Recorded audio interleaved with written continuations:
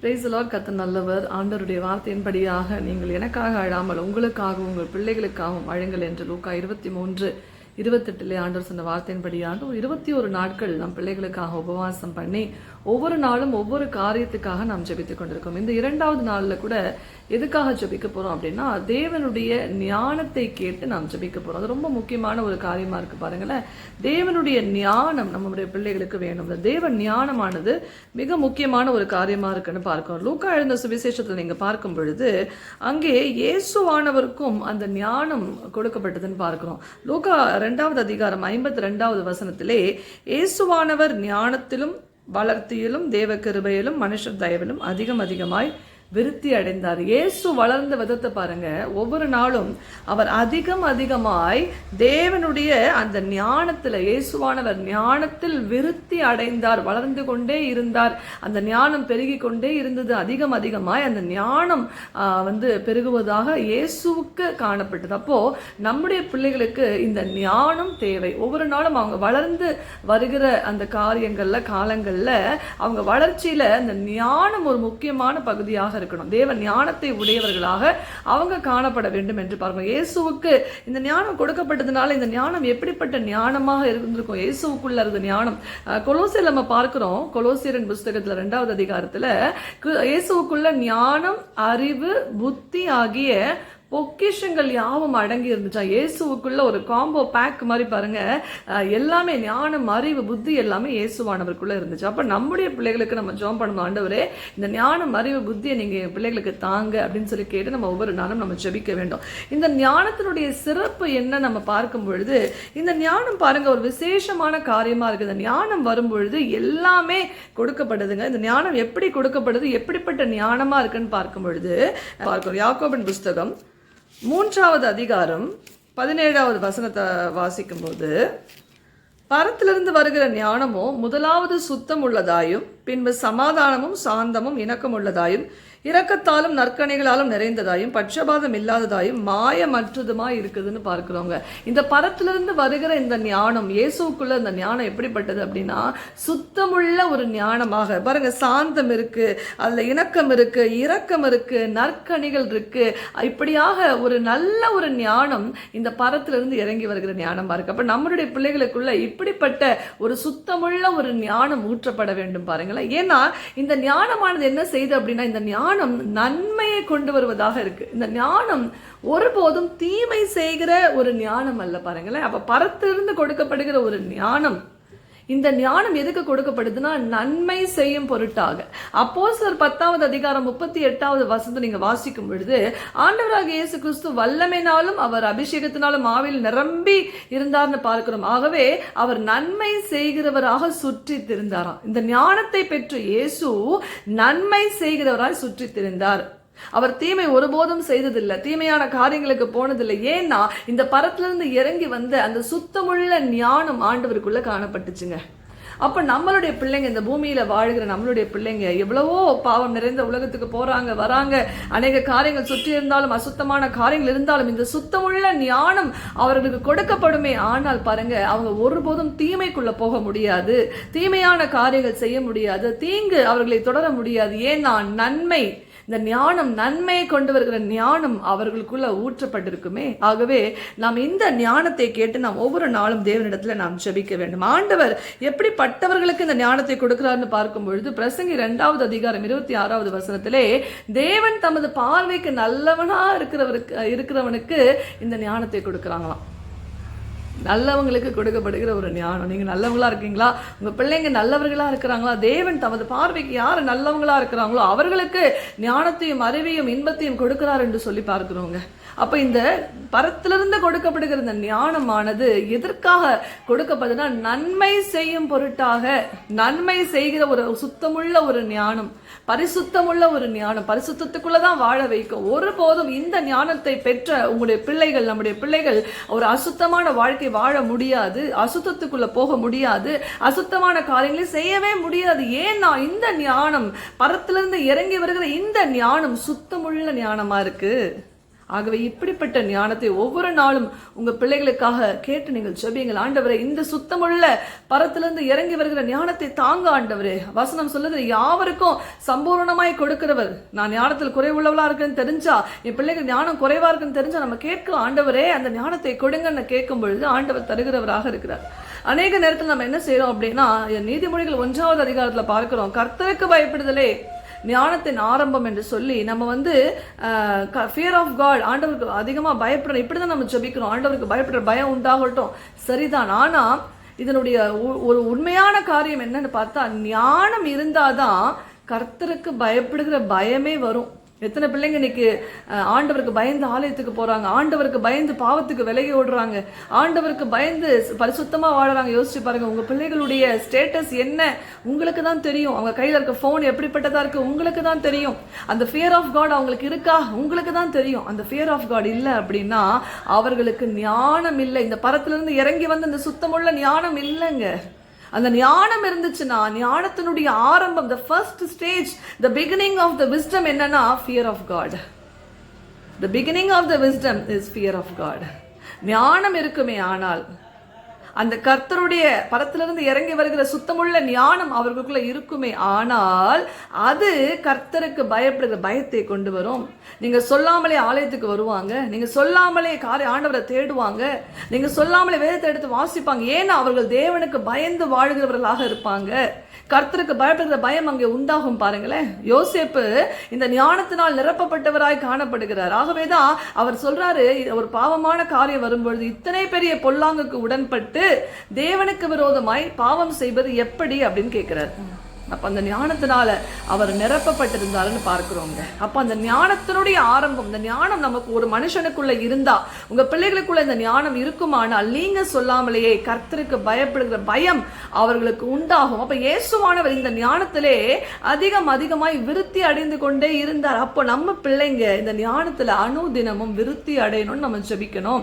நாம் ஜெபிக்க தேவனாகிய கர்த்தர் அதை செய்கிறவராக இருக்கிறார். ரோமர் 16வது அதிகாரம் 19வது வசனத்துல பார்க்கும் பொழுது, நன்மைக்கு ஞானியாக இருக்கணும்னு இருக்கும். அப்ப ஞானம் எதுக்குன்னா நன்மை செய்யும்படியான ஒரு ஞானமாக இருக்குது நம்ம பார்க்கிறோம். இயேசுவானவர் நன்மை செய்கிறவராய் சுற்றி திரிந்தார். தேவன் தமது பார்வைக்கு நல்லவனா இருக்கிறவனுக்கு ஆனது ஞானத்தை கொடுக்கிறார்னு பார்க்கிறோம். பாருங்களேன், அதே போல யாக்கோபு 3:13 பார்க்கும் பொழுது இந்த ஞானத்தினால் உண்டாகிற நல் நடக்கை சொல்லப்பட்டிருக்கும். அப்போ இந்த ஞானத்தை பெற்றுட்டோம்னா நம்ம பிள்ளைங்க தீய நடக்கைக்குள்ள அவங்க இருக்க முடியாது, தீமையான காரியத்தை செய்ய முடியாது. ஆகவே இந்த சுத்தமுள்ள ஞானத்தை நம்ம பிள்ளைகளுக்காக கேட்டு ஜெபிக்க நம்ம ஒரு நாளும் மறக்கவே கூடாது. ஒவ்வொரு நாளும் உங்களுடைய ஜெபத்துல, ஆண்டவரே என் பிள்ளை இப்படிப்பட்ட இந்த பரலோக ஞானத்தினால, பரத்திலிருந்து இறங்கி வருகிற இந்த சுத்தமுள்ள ஞானத்தினால் நிரப்பும் அப்படின்னு நம்ம கேட்கும் பொழுது ஆண்டவர் அதை செய்கிறவராக இருக்கிறார். அதே போல நம்ம என்ன பார்க்க போறோம் அப்படின்னா, வேதத்துல ஆண்டவர் ஒரு நபருக்கு எப்படி இந்த ஞானத்தை கொடுத்தாருன்னு பார்க்கும்பொழுது ரொம்ப ஆச்சரியமா இருக்குங்க. ஆண்டவர் எப்படிப்பட்ட ஞானத்தை எங்க கொடுக்கிறாருன்னு பாருங்க. யாத்ராகமம் 31வது அதிகாரம் 2ல வாசிக்கிறேன். நான் யூதாவின் கோத்திரத்தில் ஊரானுடைய மகனான ஊரியின் குமாரன் பெசலேயலை பேர் சொல்லி அழைத்து வினோதமான வேலைகளை அவன் யோசித்து செய்கிறதற்கும், பொன்னிலும் வெள்ளியிலும் வெண்கலத்திலும் வேலை செய்கிறதற்கும், ரத்தினங்களை முத்திரை வெட்டாக வெட்டி பதிக்கிறதற்கும், மரத்தில் சித்திர வேலைகளை செய்கிறதற்கும் மற்றும் சகலவித வேலைகளையும் யூகித்து செய்கிறதற்கும் வேண்டிய ஞானமும் புத்தியும் அறிவும் அவனுக்கு உண்டாக அவனை தேவ ஆவியினால் நிரப்பினேன். பாருங்க, ஆண்டவர் தன்னுடைய அந்த ஆலயத்துக்கு அடுத்த வேலைகளை செய்யும்படியாக ஆண்டவர் என்ன செய்யறாரு, பெசலேல் என்கிற ஒரு நபரை பேர் சொல்லி அழைத்து, ஆண்டவர் அவன் யோசித்து செய்ய, யூகித்து செய்ய தேவையான ஞானம், புத்தி, அறிவு அவனுக்கு உண்டாக வேண்டுமானால் எப்படி இதை கொடுக்கிறார் அப்படின்னா, தேவனுடைய ஆவியினால் அவனை நிரப்பினேன் என்று ஆண்டவர் சொல்றார். அப்போ இந்த ஞானம் எப்படி கொடுக்கப்படும் அப்படின்னு சொன்னா, அது தேவனுடைய ஆவியானவர் மூலமாக, தேவ ஆவி உங்க பிள்ளைகளுக்குள்ள வரும் பொழுது ஞானம், அறிவு, புத்தி எல்லாம் அவர்களுக்கு கொடுக்கப்படுகிறது. பெசேலுக்கு அப்படிதான் கொடுக்கப்பட்டுச்சு நம்ம பார்க்கிறோமே. விசேஷமா பாருங்க, ஏசாயா 11வது அதிகாரம் 2வது வசனத்துல நம்ம பார்க்க முடியும். ஞானத்தையும் உணர்வையும் அருளும் ஆவி, ஆலோசனையும் பலனையும் அருளும் ஆவி, அறிவையும் கர்த்தருக்கு பயப்படுகிற பயத்தையும் அருளுகிற ஆவியானவர் என்று சொல்லி. அப்போ இந்த ஞானத்தையும் உணர்வையும் இந்த அறிவையும் பயப்படுகிற பயத்தையும் எல்லாம் கொடுக்கிறவர் தேவனாகிய கர்த்தருடைய ஆவியானவர். ஆகவே நாம் ஜபிக்கும் பொழுது விசேஷமா எப்படி ஜபிக்கணும், ஆண்டவரே இந்த ஞானத்தையும் அறிவையும் புத்தியும் கொடுக்கிற தேவ ஆவியினால் என் பிள்ளைகளை நிரப்புங்க ஆண்டவரே. இப்படி நம்ம கேட்கும் பொழுது ஆண்டவர் நம்ம பிள்ளைகளை அப்படியே நிரப்புகிறவராக இருக்க. தேவனுடைய ஆவியினால் அவர்கள் நிரப்பப்படும் பொழுது இவர்களுக்கு தேவையான தேவையான எல்லா விதமான நல்ல ஞானம் அவர்களுக்கு கொடுக்கப்படுகிறது. இன்னும் விசேஷமா நம்ம பார்க்கும் பொழுது பாத்தீங்கன்னா இந்த ஞானமானது எங்க தெரியுமாங்க இருக்கு? இந்த விஸ்டம் எங்க நம்ம உடம்புல எங்க இந்த ஞானம் கொண்டு கொடுக்கப்படுது? அநேகருக்கு நம்ம நினைக்கிறோம் நம்மளுடைய சிரசுல ஞானம் ஊற்றப்படுகிறது. உண்மைதான், அவருடைய ஆவி அபிஷேகம் நம்ம மேல வரும்போது சிரசின் வழியாக மேல ஊற்றப்படுகிறது. ஆனா இந்த ஞானம் தங்கி இருக்கிற இடம் எங்க பாருங்க, ஞானம் எங்க கொடுக்கப்படுது அப்படின்னு சொல்லி பாத்தீங்கன்னா யாத்ராகமம் 31வது அதிகாரம் 6வது வசனத்திலே, மேலும் தான் கோத்திரத்தில் உள்ள அகிசாமாகின் குமாரனாகிய அகோலியாவையும் அவனோட துணையாக கூட்டினதுமன்றி ஞான இருதயமுள்ள யாவருடைய இருதயத்திலும் ஞானத்தை அருளினேன். யாவருடைய இருதயத்துல இந்த ஞானம், தேவன் கொடுக்கிற இந்த ஞானம் எங்க கொடுக்கப்படுகிறது அப்படின்னா மனிதனுடைய இருதயத்திலே இந்த ஞானம் கொடுக்கப்படுகிறது. உங்களுடைய பிள்ளைகளுடைய இருதயத்திலே ஞானம் கொடுக்கப்படுகிறது. ஞான இருதயம் உள்ள யாவருடைய இருதயத்தில். அப்போ இந்த ஞானமானது எங்க போய் ஸ்டோர் ஆகுதுன்னா நம்ம பிரெயின்ல இல்ல, நம்ம ஹார்ட்ல. நம்ம நிறைய பேர் brain is a controlling system, brain படிதான் எல்லாம் நடக்கும்னு நினைக்கிறோம். இல்ல, ஆண்டவருடைய ஞானம் இருதயத்திலிருந்து செயல்படுகிறது. ஆகவே தான் இருதயத்தை காத்துக்கொள்ள வேண்டும் என்று ஆண்டவர் சொன்னார். என் மகனே, உன் இருதயத்தை எனக்கு தா என்று ஆண்டவர் சொன்னார். ஏன்னா அந்த இருதயம் சுத்தமுள்ளதாய், இந்த ஞானத்தை சுமக்கிறதாய் அது காக்கப்பட வேண்டும். பாருங்களேன், இருதயத்திலிருந்து நம்மளுடைய எமோஷன்ஸ் எல்லாம் ஒருவேளை ஹார்ட் கண்ட்ரோல் பண்ணி நடத்துதுங்க. அப்போ சயின்டிபிக்கலா அப்படிதானே பாக்குறோம், எமோஷன்ஸ் எல்லாம் நம்மளுடைய ஹார்ட்ல கண்ட்ரோல் பண்ணப்படுது. அப்போ இந்த தேவனுடைய ஞானம் உள்ள வரும்பொழுது தவறான பாதையும் சரியான பாதையும் இருக்கும்பொழுது நம்ம பிள்ளைங்க அந்த உலகத்துல போகும் பொழுது சரியான பாதையை தேர்ந்தெடுக்க இந்த ஞான இருதயம் அவர்களுக்கு உதவி செய்யும். அவங்க சிந்தை சொல்லுகிறபடி அவங்க நடப்பது அல்ல, தேவனுடைய ஞானம் இருதயத்துல ஊற்றப்படும் போது அந்த இருதயத்துக்குள்ள இருந்து ஆபரேட் ஆகிற தேவனுடைய ஞானத்தின் வழியில் அவங்க சொல்லும் போது அது அவர்களின் நல்ல வழியிலே, நம்ம பார்த்த நல் நடக்கையிலே அவர்களை நடத்தும். அப்ப ஆண்டவருடைய ஞானம் கொடுக்கப்படுகிறது எப்படின்னா தேவனுடைய ஆவியானவர் மூலமாக நம்மளுடைய இருதயத்திலே அந்த ஞானம் ஊற்றப்படுகிறது என்று சொல்லி நம்ம பார்க்கிறோம். இந்த ஞானம் ஒவ்வொரு பர்பஸ்க்காக கொடுக்கப்படுது. பெசலேல பேர் சொல்லி அழைத்து அந்த ஆலயத்தினுடைய காரியங்கள் செய்யப்பட கொடுக்கப்படுது. யாத்ராகமம் 28வது அதிகாரத்தில் நீங்க பார்க்கும் பொழுது அங்க ஆசாரியர்களுக்கு உடை செய்யும்படியாக, ஆசாரியத்தினுடைய உடைகள் செய்யும்படியாக அங்க அவர்களுக்கு அந்த ஞானம் கொடுக்கப்படுகிறது என்று சொல்லி பார்க்கும். 28வது அதிகாரம் 2வது வசனத்தை பார்க்கும் பொழுது, உன் சகோதரனுடைய ஆரோனுக்கு மகிமையும் அலங்காரமா இருக்கும் பொருட்டு பரிசுத்த வஸ்திரங்களை உண்டு பண்ணுவாயாக. ஆரோன் எனக்கு ஆசாரிய ஊழியம் செய்யத்தக்கதாக அவனை பரிசுத்தப்படுத்தும்படி அவனுக்கு வஸ்திர உண்டாக்கும் பொருட்டு நான் ஞானத்தின் ஆவியினால் நிரப்பின விவேகமான இருதயம் உள்ள யாவரோடும் நீ சொல்லுவாயாக. அப்போ ஞானத்தின் ஆவியினால் நிரப்பப்பட்டவர்கள் தான் இந்த வேலைகளை செய்ய முடியும். இப்போ நம்ம பிள்ளைகளை யோசிச்சு பாருங்க, இன்னைக்கு படிக்கிறாங்களா, காலேஜ் போறாங்களா, வேலைக்கு போறாங்களா, அந்தந்த காரியத்துக்கு தேவையான ஞானத்தை தேவன் அவங்க இருதயத்துல ஊற்ற வேண்டும். சரியான விதத்துல நடக்க, தவறான காரியத்துக்கு இல்லை. ஏன்னா இந்த ஞானம் தீமை செய்ய அறியாது. இது ஒரு பரிசுத்தமுள்ள ஒரு ஞானம், நல் நடக்கையில நடக்க வைக்கிற ஞானம். ஆகவே அதுல எந்த தீமையும் இருக்காது. இது கர்த்தருக்கு பயப்படுகிற பயத்தை கொடுக்கிற ஞானமா இருக்கிறபடினால எந்த பொல்லாப்பான வழிகளில் போகாதுங்க. அப்படிப்பட்ட ஞானத்தை நம்ம பிள்ளைகளுடைய வாழ்க்கையில கேட்டு ஜெபிக்கணும். அது படிப்போ வேலையோ, அவங்க வெளிநாட்டுல தங்கியிருக்கலாம், எங்க இருந்தாலும் இந்த ஞானத்தினால் நிரப்பப்படும் பொழுது அவர்களுடைய வாழ்க்கையில செம்மையான பாதை இருக்கும். தேவனுடைய ஆவியினால் அவங்க நிரப்பப்பட வேண்டும். தேவ ஆவியானவர் தான் இதை கொடுக்கிறவராக இருக்கிறார். பாருங்களேன், ஞானம், அறிவு, புத்தியை கொடுக்கிறவராக இருக்கிறார். அப்ப நம்ம இதுல பார்க்கிறோம், அந்த ஆசாரிய உடைய செய்யறதுக்கும் ஞான இருதயம் உள்ளவர்களை அங்க சூஸ் பண்றாங்க. மற்றொரு காலத்துல பெசலேயலை பேர் சொல்லி அழைத்து யோசித்து செய்ய, யூகித்து செய்ய அங்க தேவ ஆவினால் நிரப்பப்படுகிறாங்க.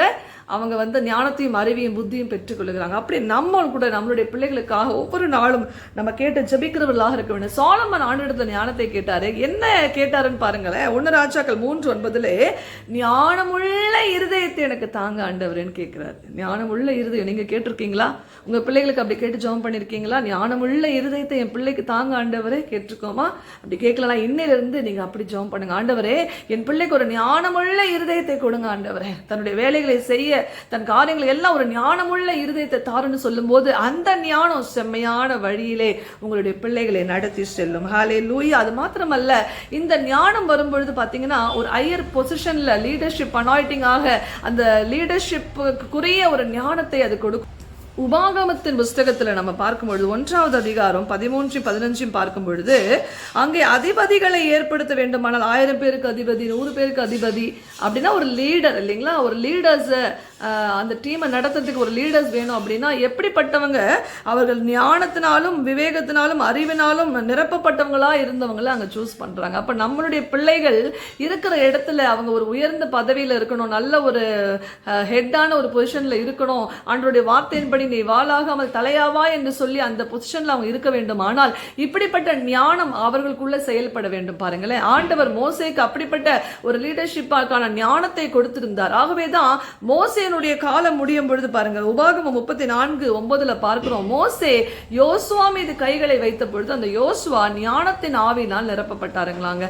அப்பனா மோசேக்குள்ள அந்த ஜனத்தை நடத்தக்கூடிய அந்த விசேஷமான ஒரு தலைமைத்துவ ஞானம் அவருக்குள்ள காணப்பட்டுச்சு. அதே ஞானத்தினால இப்ப யோசுவா நிரப்பப்பட்டபடினாலதான் அந்த ஜனங்களை நடத்தி கொண்டு செல்ல முடிஞ்சது. அது போல உங்க பிள்ளைங்க இன்னைக்கு எங்க இருந்தாலும் ஒரு டாப் பொசிஷன்ல இருக்கணுமா, எப்படிப்பட்ட அதிகாரத்துல இருக்கணுமா, அல்லது ஒருவேளை அவங்க பாலிடிக்ஸ்ல கூட மேலான இடங்கள்ல அல்லது ஒரு மினிஸ்டராகவோ எந்த இடத்திலும் ஆளுகை செய்கிறவங்களாக அவங்க இருக்க வேண்டுமானால் இப்படிப்பட்ட ஞானம் அவர்களுக்கு கொடுக்கப்பட வேண்டும். ஆகவே பெற்றோராகிய நாம தவறாம நம்மளுடைய பிள்ளைகளுக்காக, ஆண்டவரே என் பிள்ளைக்கு இந்த ஞானத்தை ஊற்றுங்க, ஞான இருதயத்தை தாங்க நம்ம கேட்கணும். நான் சொன்னது போல இந்த ஞான இருதயம், இந்த ஞானம், அறிவு, புத்தி எல்லாம் எங்கிருந்து கொடுக்கப்படுது அப்படின்னா தேவனுடைய ஆவியின் மூலமாகத்தான்.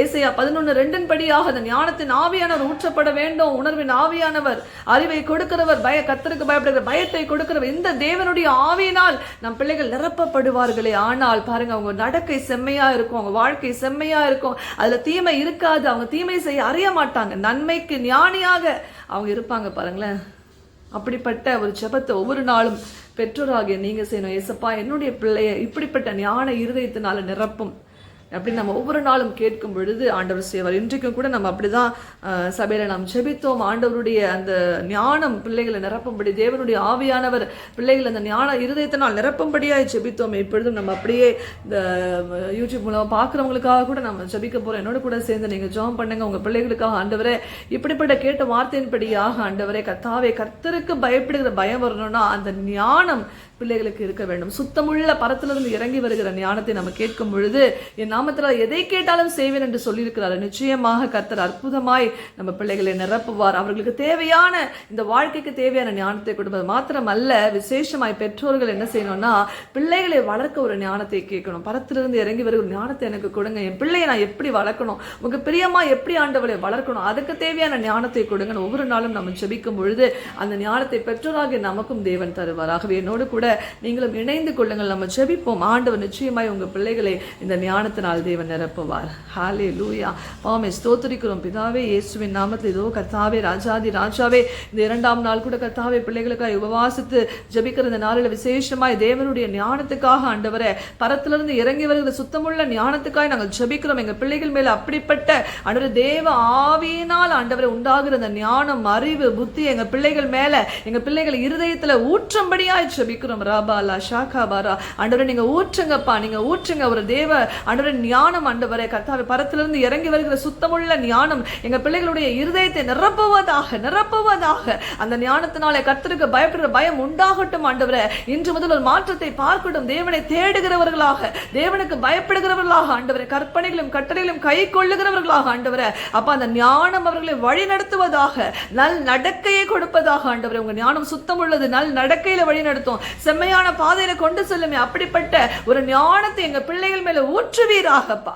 இந்த நாள் அவர்கள் எங்க இருந்தாலும் ரீமா ஹஷாபார் இதை பார்க்கிற ஆண்டவரே அப்பா, ஒவ்வொருடைய வாழ்க்கையில அவங்களுடைய பிள்ளைகள் மேல இந்த விசேஷத்தை, இந்த ஞானத்தினுடைய ஆவியானவரை, தேவ ஆவியானவரை ஞானத்தினால் நிரப்பவீராக. அவங்க இருதயம் ஞான இருதயமாய் மாறட்டும். சாலமோனுக்கு கொடுக்கப்பட்டது போல ஒரு ஞான இருதயம் வரட்டும் ஐயா. ஞான இருதயத்தை தாரும் ஆண்டவரை. எங்க இருந்தாலும் ஆண்டவரை அவங்க ஆண்டவரை அதிபதிகளாய், ஆண்டவரை லீடர்ஸா இருக்கும்படியாக, உயர்ந்த ஸ்தானத்தில் இருக்கும்படியாக ஒரு ஆண்டவரே அந்த அப்படிப்பட்ட விசேஷத்த ஞானத்தை எங்க பிள்ளைகளுக்கு ஊற்றுவீராக. எங்க பிள்ளைகளை எதற்காய் தெரிந்தீரோ, அழைத்தீரோ, எதற்காய் பிரித்து எடுத்திருக்கிறீரோ அந்த நோக்கத்துக்கு தேவையான, அந்த திட்டத்துக்கு தேவையான விசேஷத்த ஞானத்தை அவங்க இருதயத்துல ஊற்றும்படியாய் ஜெபிக்கிறோம் ஐயா. ஒரு ஞான எழுப்புதல் எங்க பிள்ளைகளுடைய இருதயத்துக்குள்ள ஆண்டவரே, எங்க தேசத்துல இருக்கிற ஒவ்வொரு வாலிப பிள்ளைகள் மேல ஆண்டவரே அப்ப எங்க தேசத்தின் வாலிப பிள்ளைகளுடைய இருதயத்தில் இப்படிப்பட்ட ஞானம் ஊற்றப்படுவதாக, ஒரு ஞான எழுப்புதல் அடைவார்களாக இருதயத்தில் இருதயத்தில் ஆண்டவரே. அதனால் மாற்றங்கள் வரட்டும், மறுரூபம் உண்டாகட்டும்னு ஜெபிக்கிறோம் ஐயா. நீங்க அப்படியே செய்கிற அன்புக்காக உமக்கு நன்றி கர்த்தாவே. கோடி கோடி ஸ்தோத்திரம் ஐயா. தொடர்ந்து வழி நடத்தும் அப்பா. இயேசுவின் நாமத்தில் ஜெபிக்கிறேன் பிதாவே. ஆமேன், ஆமேன், ஆமேன். God bless you.